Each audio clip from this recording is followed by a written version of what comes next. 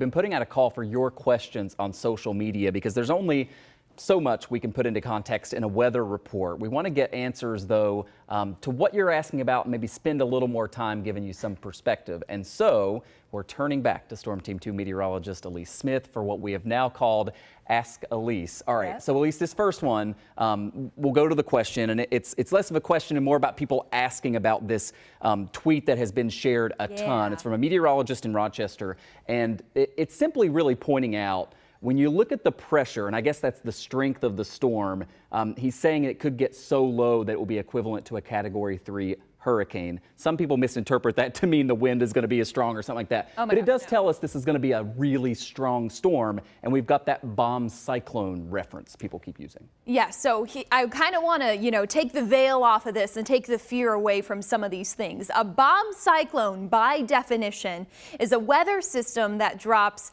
24 millibars in 24 hours. And that's the basic definition. It tells you nothing about the impacts of what kind of precipitation you could get, the winds you could get. Obviously, that's, you led into this, of course. But the bomb cyclone, again, a pressure drop of 24 millibars in 24 hours. We could potentially see that, but the impacts is what I want to focus on. For Western New York, that means potentially some high winds, some heavy snow, icy conditions, and none of those are new for this region. What's significant about that is that you put all of those things in a blender and then you serve that up over a course of 3 days. So you think about those high windstorms we've seen, the heavy lake effect snow.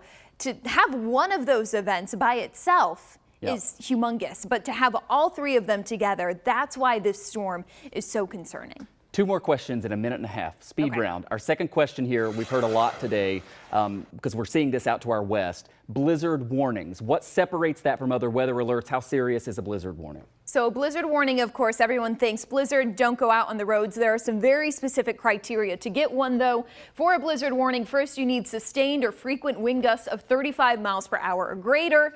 The addition of falling or blowing snow that would lead to a quarter-mile visibility or less, and that all has to be possible for 3 hours or more.